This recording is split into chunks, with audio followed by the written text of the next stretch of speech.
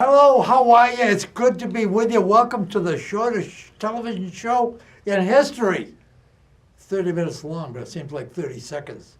It's a great show. Glad you're there, because if you're not there, no sense of my being here. You know what I'm sick of? I am sick of this weather. And now we're going to have a snowstorm, they tell us.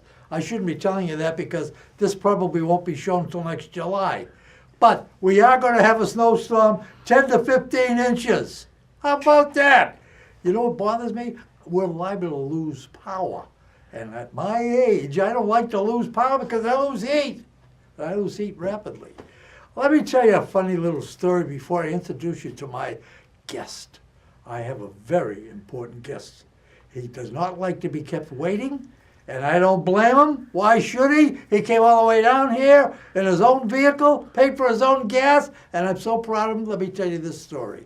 As you know, I used to be a hairdresser, a hairstylist, and I worked with a lot of important people. This is a story about Ava Gabor, who was on Green Acres, for those of you that are too young to remember her. And we were in Detroit. We're in a limousine. She is dressed to the nines. She's got jewelry on like, we had an armed guard with us. No, I'm only kidding. But we did need one. And we had Jody Donahue, her publicist, with us. And she had an entourage you wouldn't believe. Going along the limousine, heading down to the place in Detroit where we're going to do the show, and we got a flat tire. Well, we're late already, and who gets out of the car first but Ava? Dressed to the nines. She's gorgeous. She's absolutely gorgeous. She's got jewelry on like you wouldn't believe. She stands on the road like this, coming to right, and a guy stopped. And so I went up to the car and I said, "Would you mind giving us a ride down to so?" He said, "Is that Ava Gabor?" I said, "It is. Do you mind if she gets in your car?" "I don't mind, my God." So we got in the car, we went down, did our show. She invited him in. He said, "Come in and watch the show. Maybe afterwards we'll go out and get something to eat." He was flabbergasted. He was just walking around with his jaw dropped, his mouth open, his eyes bugging out. We went in, we did the show, and we came out, and the show took a couple hours. And he unfortunately left his car running. And it was in the summertime, and it burnt the motor out. He didn't care. He said, "I met Ava Gabor." I couldn't believe it. From there, we went to an Italian place. That's another story. So let's get on to my guest. My guest has some very important things to tell us. And I'm going to ask him some questions that I hope you would like to ask if you were here. If this is only a call-in show, it would be great, but it is not. So let's do the best we can. In the meantime, don't go away. Take off your shoes, pour yourself your favorite beverage, and I'm going to be right back.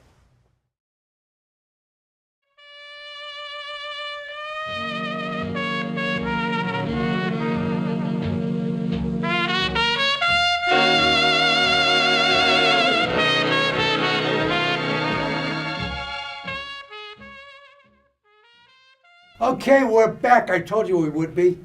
I have a very important guest with me today, and I say that with all seriousness, because anybody that's a town official or works for the town or head of a department, in my opinion, is very important. And that's who I have here with me today. I have I call him the TA. It's called the town administrator. And his name is Charlie Seelig. Did I get that right? That's right. Charlie, thank you so much for being here. Appreciate it. Glad to be here. You are the town administrator for the town of Halifax. Yes. How long? I've been there almost 22 years. Actually, now more than 22 years. Really? If I may say so, in all seriousness, you don't look 22 years old. Well, I looked that way when I started. See what happens. You still look young. I like your beard. I find myself drawn to people with beards for some reason. Well, my bride likes it a lot, so that's where it goes. Okay, your bride, that was going to be my next question. You're married? Yes, I'm married. How For 13 years. 13 years. Children? I have 2 stepchildren, one who's 28 and one who's just turned 22. And do you live in Halifax? No, I live in Providence. Providence? Yeah, the city itself. Wow. That's a long ride every day, isn't it? It is. It's, on a good day, it can be as little as 52. On a bad day, it could be an hour and a half. Depends on how many problems there are on 95. Wow, that keeps you on the road a long time. It does, but I've been going back and forth since '03 when I got married and moved to Providence at that point. So I'm very used to the ride. 14 years, okay. How long have you been town administrator? Since '96. Since 96. 21 years. Yeah, well, 22 now. 22 years, yeah. Yes. 22 now, Yeah, right? I actually started the day after New Year's back in 1996, and then wondrously, 22 years ago, what did we have a couple of days later but a major snowstorm, and we had to, in fact, close town hall that day. It had been a while since we had that type of snowstorm, and there wasn't a procedure in place, in fact, for closing town buildings, so we had to invent it on the fly. Isn't that something? No procedure. Right. That's incredible. How do you enjoy the job? I think it's great. I really have enjoyed being in Halifax and working with the people who live there. Yeah, it's a great town. Yeah, it is. Yeah. Were you a town administrator before? I was an assistant town administrator in a town called Weston, Connecticut. Not Western, but Weston. W-E-S-T-O-N. like the one in Massachusetts, but it's in Connecticut. I had been also working up in Raleigh, up on the North Shore for several years, and then also in Brimfield and Holland, next door to Sturbridge back in the mid-'80s. Yeah, well, that's a nice area It up is. there. It's a beautiful area where you are now, too. Mhm. I think the people there are astounding. You know what impresses me about Halifax? I live here in Carver, and as you know, we cover, television-wise, we cover Carver, Halifax, and Plimpton. Yes. And Halifax has almost a feeling of a city. There's so much business there, a lot of restaurants, Mhm. a lot of, not a really heavy industry, most of it's in the food business, I guess, but it's not small like Carver or Plimpton, and yet it's still kind of pristine and kind of colloquial.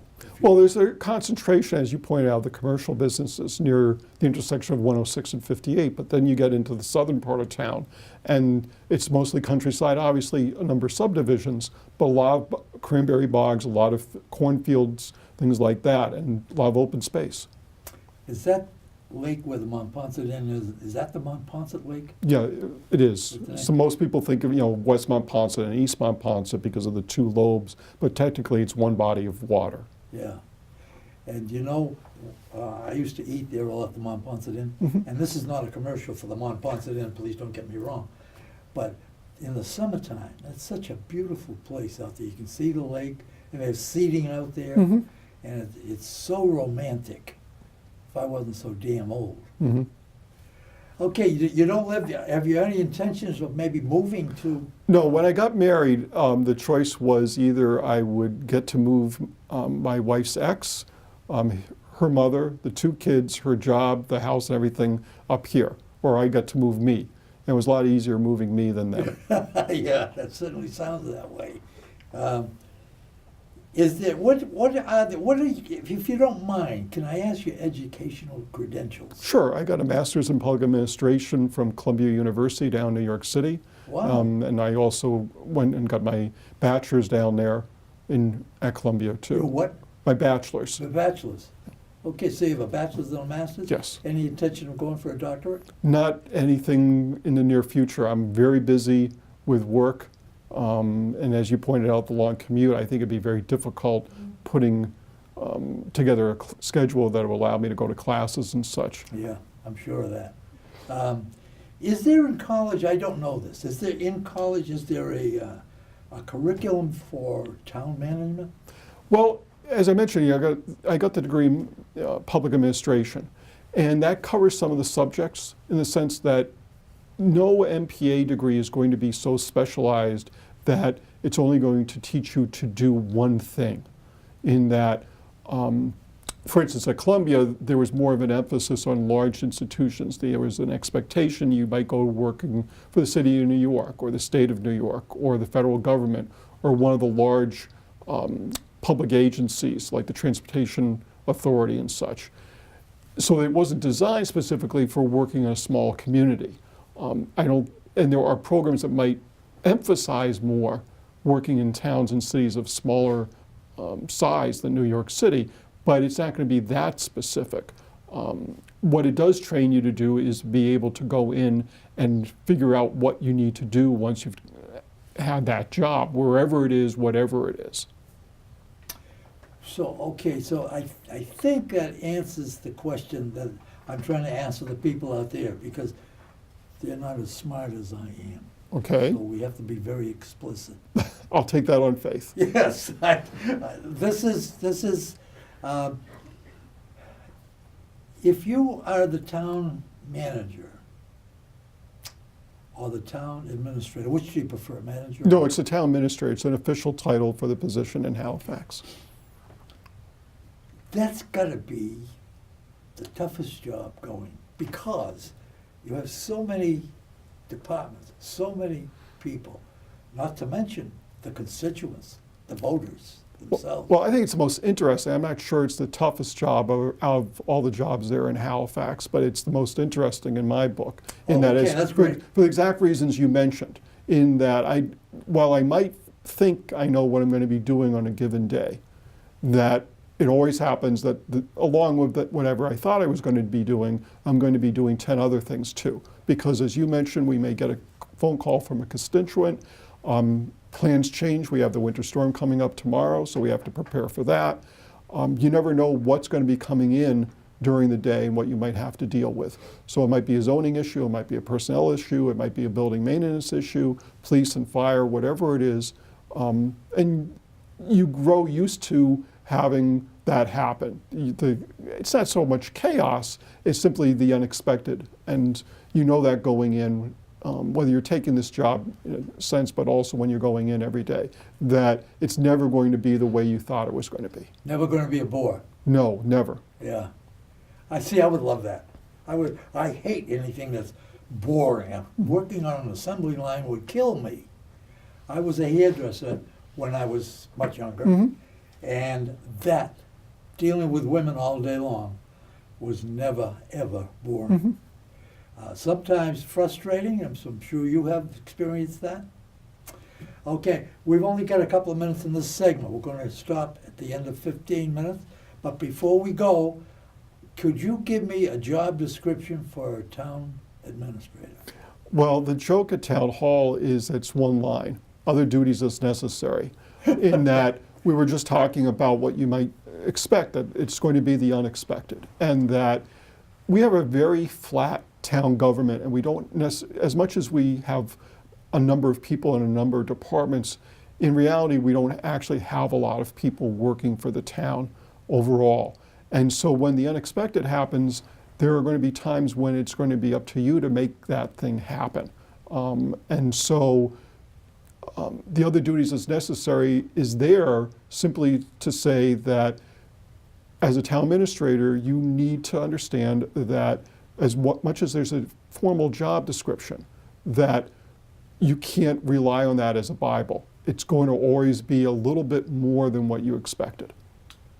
Okay, that's good enough. You know, I didn't know you before this meeting, and I've grown to be very fond of you in a very short time. In 15 minutes. In 15 minutes.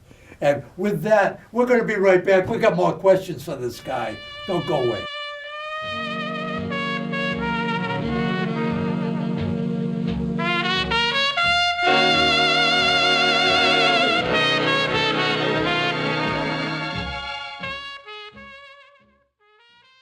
Okay, we're back, and by the way, I forgot to mention this. If there's anything you'd like to ask Mr. Seelig, the town administrator of the town of Halifax, call 508-866-1019, and we'll be glad to forward any questions you may have to him. Or, he's in the phone book, I'm sure, you could ask him directly. This assumes that people have phone books. Just assume that people have phone books, right? Well, you know, in this day and age, all you gotta do is pick up your cell phone and say, call Charlie. I hope it's not that simple. Okay, yeah, I hope not too, to be honest with you. But if you do have questions, you should have them answered, especially those of you that live in Halifax, of course. You know, I asked Mr. Seelig here, as I've asked other members of town government in Halifax and Plimpton and Carver, because I'm sick and tired of saying, you know, if you got something to say and you're a town clerk or you're a registrar or you're whatever, come on my show. I'd be more than happy to sit down and talk with you. Nobody's done that. So you know what I did? I got my little car and I went around and said, hey, Charlie, you want to be on my show? She said, yeah. And I said, the town clerk, you want to be on? Yeah. And the town and the administrator in Plymouth, yeah. It's no problem. They want to be on. You want to be on. You just don't have the time to make the appointments. I'll do it for you. All right. We're back, Charlie. Thank you very much. You've been very informative. Now, I would like to ask you, I'm going to ask the last question first, because I think it's a very proper question. What are the challenges facing Halifax in the year 2018 and beyond? Well, we have a couple large projects going on right now. With the school, the elementary school that is, we have a doors, windows, and siding replacement project happening. The townspeople put a lot of faith in us back last year in 2017 by appropriating money for this project.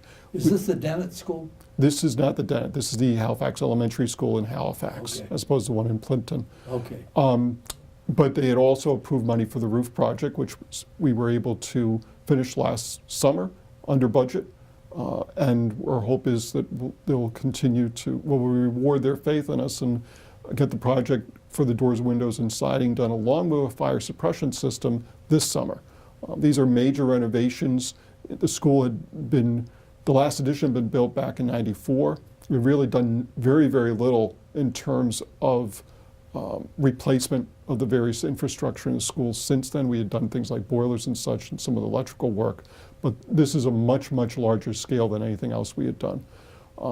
Projects moving forward, we have meetings with what's called the owner's project manager and the architect on a regular basis to make sure that the steps we need to move the project along are occurring. In fact, right now, we've gone out to bid for the doors, windows, and siding. And we'll be getting bids in, I believe, next week, and we'll see how things fall out then. But our hope is to get that work done this summer.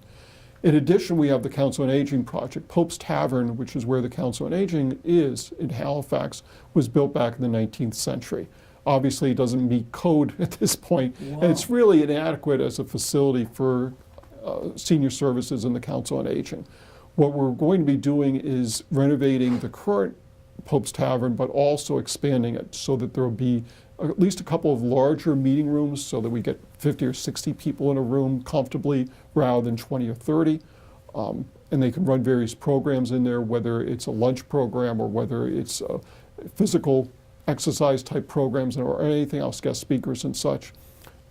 And get an elevator in there. Right now we don't have an elevator even though it's 2 floors, so it's not really strictly handicapped accessible. That's a $2 million project. The building committee in Halifax is working again with the architect and the OPM. As that project moves along, we may be able to get that out to bid this spring and may be able to start work this summer.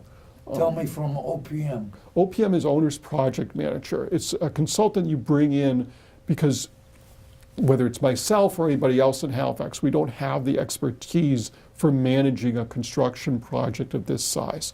And you want somebody, let's say you have, the equivalent is, you're going to go in for surgery. Do you go in for surgery and want your surgeon to be the one who does it once a year, or does it a couple times every day?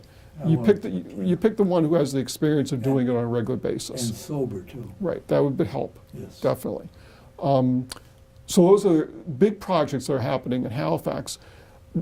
We're in fairly good financial situation for a town our size. Obviously, there are ups and downs. Everybody suffered back during the recession in '08 and '09. Halifax did also, but the townspeople have voted for budgets on a very conservative basis. I don't mean in that politically, but in the sense of they don't want to overspend. They don't want to expand town government beyond the reach of what our capabilities have been, and that actually helped us get through that. Where a lot of communities had to lay off people, we didn't have to go through that.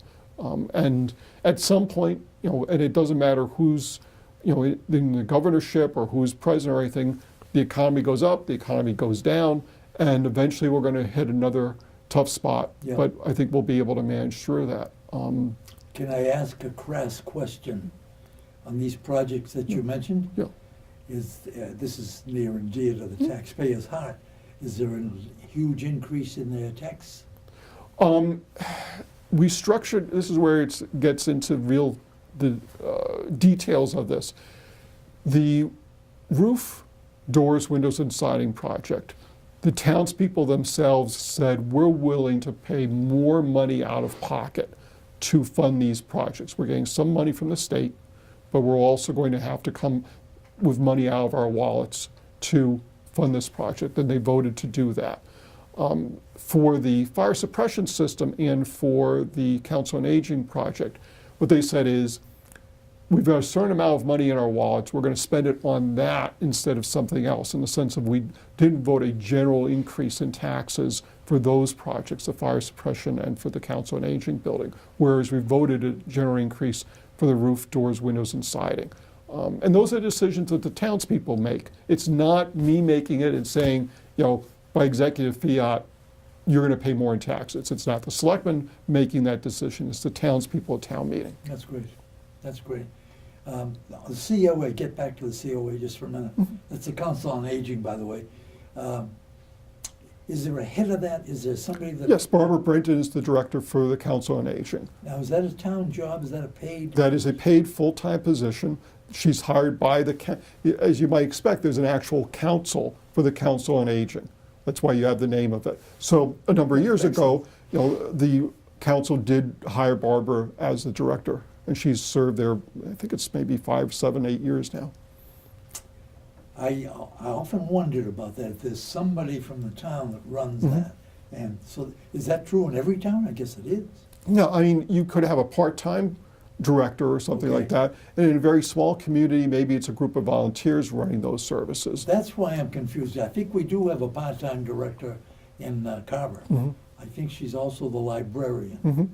So I think, I think that Well, works. every town does it differently. I mean, there are 351 cities and towns in Massachusetts. None of them are the same. None of them run their town governments the same. And part of it is geography, part of it's culture, part of it is simply history of the town. Yeah. What worked for that community might not work for another one. The Pope Tavern thing, when you mentioned the Pope Tavern, that bothers me because I'm a historian. I love history. I don't know enough about it, but I love it. So when you said Pope Tavern, the hair in the back of my neck stood right up. Are you going to change that so it's unrecognizable? No. Is that Though the front will remain the same. The expansion's happening in the back. okay? That's good. That's great news. It's in the 19th century. Do you know the exact date? I believe it was approximately 1840, give or Wow. take. And who was Pope? I do not know who Pope was. He wasn't really a Pope like Pope Francis. I don't think so. No, I don't think so either. That was a tavern. That was a place where you could go in and get a drink. Well, that and also it may have been a stopping point along for whatever stagecoach or such to move along. Yeah, of course. I just love that kind of stuff. What's your relationship with the selectmen? Now, most people that I talk to feel that the town administrator runs the town, and the selectmen bow down to him. It's not that way, is it? No, I don't think anyone's bowing to anybody. Yeah, okay. We have an excellent board in Halifax. We have 3 people that have been associated with the town government, all of whom probably for more than 30 years now, in Wow. that whether they've been serving on the board itself or serving on the Wage and Personnel Board, Finance Committee, School Committee, as building inspector, Board of Assessors and such, all of them have a long association with That's working within incredible. the town That's government. incredible. And so it makes it, there's no start over with them. They already know what's going on. They have various areas of expertise. One might be more interested in the budget area, one might be more interested in building and zoning, for instance, but all of them have a vast wealth of knowledge to bring to the table. All of them know various parts of Halifax and the people of Halifax differently, so they can bring different viewpoints in to the board and to the decisions it makes. They don't report to me, I report to them. But it's very much it's not an equal relationship. They hire me, they can get rid of me if they want to, but it's a very cooperative relationship in the sense of I'm doing what they need me to be doing, but they need to be doing other things that I can't do. And so it just works very well. this administrator, selectman thing is so confusing. Like the housing authority, for example. I'm on the housing authority, have been for over 20 years. Not in Carver, but in other places. And people believe that the housing authority is run by the town, overseen by the town. It is not. It's a state facility. Well, it is and it isn't. It's almost a separate government entity. Just for instance, I'll give you an example. Carver doesn't have a regional school system, but Halifax, Plimpton, and Kingston do through Silver Lake, and it's regional for schools for grades 7 through 12. The elementary schools are run by each of the towns themselves, so K through 6 are run by that. Silver Lake is its own entity. It doesn't report, in a sense, back to Halifax, Plimpton, or Carver, but it owns its own property, as an example. Really? So it's a separate government entity. The housing authorities are the same way. Yeah. They're separate government entities from the towns. They do report back to the state, but they're separate from the state. They're not a state department. So they're not, for instance, the Department of Transportation. There's a Department of Housing and Community Development at the state level, but they don't run the housing authorities. The housing authorities might report back to them, but the housing authority has trustees, in essence, that are elected by the townspeople. One is appointed by the state, one is elected by the tenants in each of the, who will live in the housing authorities. Yeah, you got And that right. those 5 people then will choose a director for the housing authority. Absolutely, absolutely, yeah. How do you know so much about the housing authority with all you've got to Well, do? as I mentioned, other duties of the authority, things come up over a span of time. But what led me to that was this: if the Silver Lake is its own entity, Yes. who does it answer to? Well, it answers to the residents in the 3 communities because the budget has to be approved. School committee members have to be elected by the voters in those 3 communities. They have various regulations and laws at the state level that they have to follow and make reports to the state. So it's still its own entity. Obviously, it is responsible to the state. It's responsible to the voters in the 3 communities. Is it unusual, that kind of a situation? No, because you've got plenty of regional school districts across the state. Yeah. In fact, in some cases, the state has preferred having regional school systems because a regional school system where you're combining a number of communities can provide more services to those students. For instance, even if you go out to the western part of the state, there are towns with 500 people. You can't necessarily have an elementary school in every single one of those communities. That's right. Or, for that matter, a high school in every one of those communities, even more importantly. That's right. I never gave that much thought that you came up with that. And when you said the DHCD, which is the Department of Housing and Community Development, we do answer to them. They call us on a regular basis. They give us audits. If we don't pass the audits, we suffer untold misery. It's a kind of a strange situation. All right, I don't think I have any more questions. Do you have anything you'd like to say to the people before we leave? They're right over there. Yeah, well, other than I've really enjoyed and continue to enjoy working for the residents and businesses in Halifax. I had worked in another communities, obviously, before. I obviously didn't work in any of them for 22 years. And I don't know that if you had asked me when I started in 96 how long I would have thought I was going to be working in Halifax, that it would be this number. But it's been great. The work is always interesting. As you point out, it's never boring. I have an excellent board to work with. I have an excellent group of department heads in town hall and the other buildings, police, fire, highway, water, the library, the school system, council on aging, all over the place. And the group of volunteers, whether they're serving on boards and commissions in town or they're working for the sports teams, the group that's doing all the fundraising for the Hops Playground has been wonderful. I mean, that they've raised more than $150,000 over the last 3 years is huge when you talk about Halifax, raise that much money. Yeah. But it's also the people working for the other nonprofits, whether it's the church organizations here in town or the other nonprofits, that everybody's willing to put in a little bit of their time, and where time is so precious, to make Halifax a community rather than just simply a group of residents is a wonderful accomplishment. It is, in my opinion, a very great community. I think we live in Carver, Plimpton, and Halifax. we live in probably the nicest spot in the country. Our three separate towns have their own different ways, but when I go to Halifax, if I want to go to Walmart or Stop and Shop, it's only a hop, skip, and jump from here. I don't have to go all the way to Plymouth. And the people in Halifax, you know, I shouldn't say this because this again is not a commercial, but Grill 58. Have you ever eaten there? Yes, I have. It's great. I'm very impressed with that place. The food is outstanding, in my opinion, and the prices are incredibly moderate. And the service is more than warm, as the west of Halifax is. I want to thank you very much for appearing on my show. If you have anything that you would like to say to the people that requires this kind of a setup, I'm at your disposal. Okay. Or you could just call them and do it all by yourself. I think you're old enough to do that now. I may have my license by now. Yeah. But again, I thank you so very much for coming here today. And by the way, one more question. Do you think the Council on Aging lady would come here on television to I tell us don't. about the Council on No harm in asking. Yeah, no harm in asking, ever. Okay, thank you so much. Thank you very much for inviting me. And this isn't the end of me, you know. Just because it's the end of him, it's not the end of me. I'm going to be back. Oh, yeah. You can look forward to it. It's not a threat. It's a promise. Everybody here, we've got a hell of an audience here today. There's three, I think. And they're all smiling. But that's okay, too. I'm going to bring to you more people like this in the coming weeks and the coming months and the coming years if the good Lord allows me to stay here. And I promise you, interesting, funny maybe, stupid sometimes, foolish.